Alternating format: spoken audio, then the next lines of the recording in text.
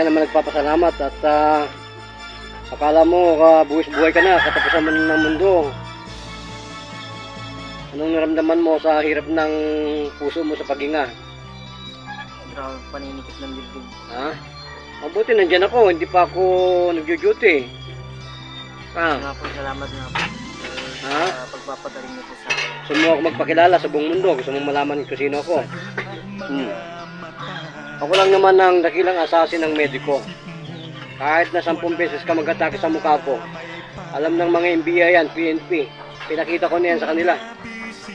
Labas ang dila, labas ang sipon, labas ang suka, lahat. Pero hindi ko pinapakita muli sa footage. One time lang ako nagpakita noon. Atake sa puso. Ang alam kasi ng medisina, ang form ng cardiovascular, ang myocardial infarction, dito ang pukpok. Dito.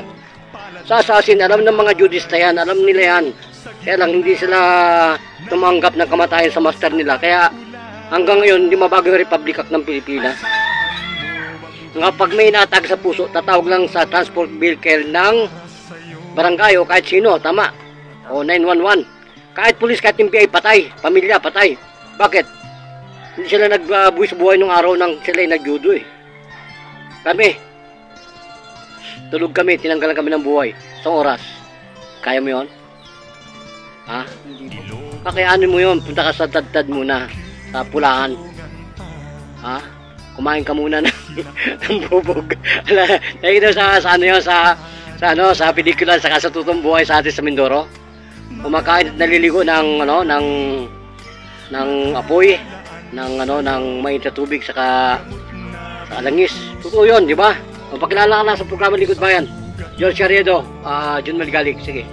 Mark Barona po. Gano'n ka tindi ng programa ng rescue? Ilang minuto ka gumaling sa sakit ng puso mo? Saglit lang po, nang ginamot po ako. Eh, bakit para ka mamamatay? Tingin, kasi para ka na mamamatay eh. Buti tumawag ka. Maraming namatay na alam dito ng buong mga tao dito sa atin sa Pagray. Dito sa Unit 6 na kahit patay na binubuhay ko pa. Niwala ka doon? Ha? Oo, totoo yun. Oo.